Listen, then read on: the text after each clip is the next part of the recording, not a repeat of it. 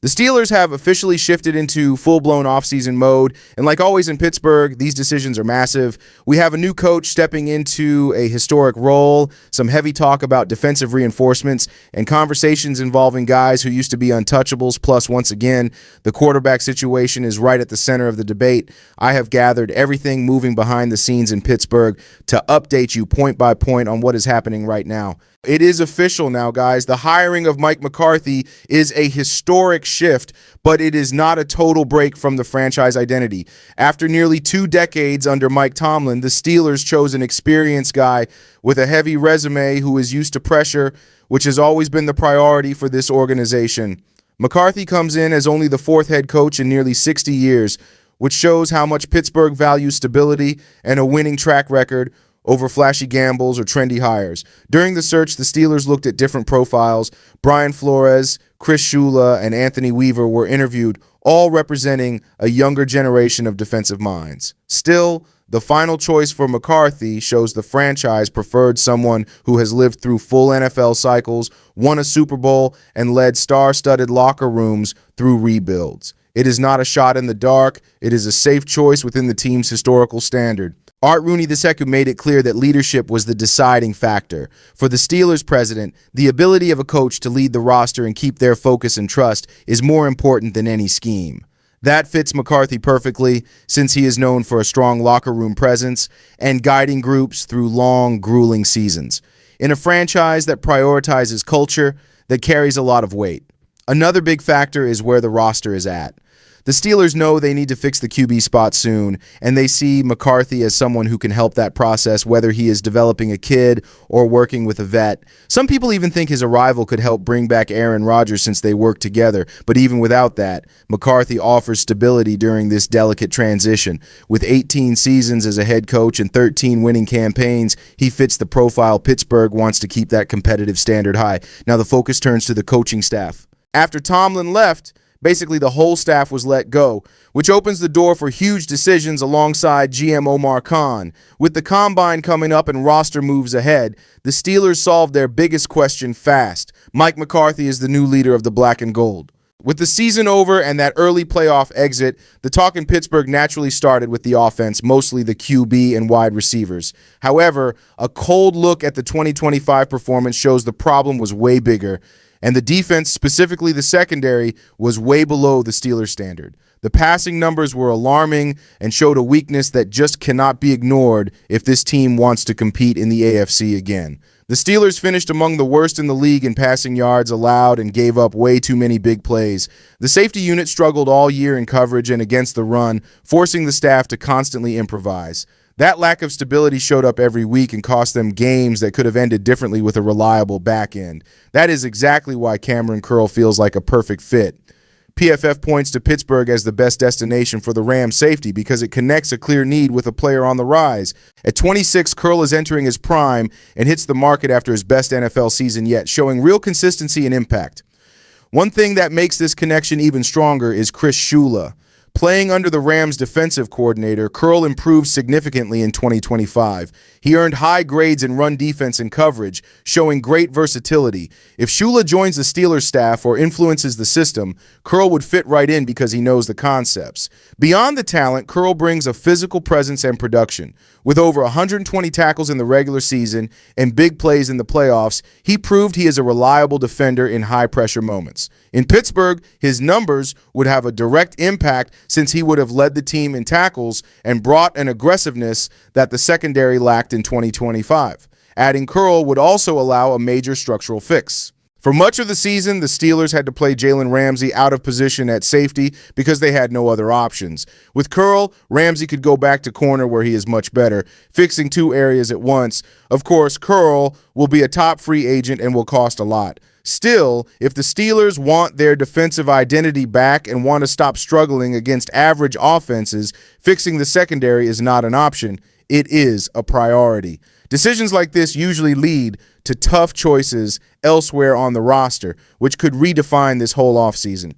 Before we move on, go ahead and like the video, subscribe to the channel, and comment below on what you would do in this situation, because these moves are going to define way more than just next season, and the next topic hits right at the heart of the Steelers' identity and future. Just the fact that TJ Watt is appearing in trade talk shows how big of a transition the Steelers are going through. In the past, this idea would have been shut down immediately without a word. Watt was always the absolute pillar of the franchise and a symbol of defensive leadership. But with Mike Tomlin gone and new leadership coming in, even historically untouchable names are being analyzed through a colder, more strategic lens. The suggestion from Chad Johnson linking Watt to the Dallas Cowboys is just speculation, not an internal report. Still, it gains steam because it hits a nerve. The Steelers have to decide if they keep betting on the old core or start recalibrating for a new cycle. Watt is still an impact player, but he is not in that physical prime he had during those dominant years, and that matters when you look at cost and timeline. In 2025, Watt still produced with 7 sacks and plenty of pressures, but he also missed big games with injuries, including a serious one at the end of the year. At 31, with his injury history and a huge new contract, the debate is structural, not emotional. It is not about questioning his talent. It is about how long he can hold that central role on defense. The money part is huge, too. A trade with a post-June 1st designation would clear about $32 million in cap space, even with some dead money. For a team that needs a secondary, a QB, and a roster makeover, that cap relief is tempting. The problem is that cap space does not play on the field, and you cannot replace Watt's leadership with just numbers. The Dallas connection does not come from nowhere either. These franchises have traded recently, the front offices talk, and the Cowboys need help on defense after their own roster changes. Even if Watt is not the same player from years ago, he can still transform a defense and lift any team. From Pittsburgh's view, the big question is if he fits the timeline of a project that might take time to grow. Remember, Watt was always loyal to Mike Tomlin and said he did not want to play for another coach. With Tomlin out, that relationship changes, even if the bond with the team stays strong. So far, there is no sign of a trade request, and the most likely move is that he stays. Still, the fact we are even talking about this shows a major shift in mindset.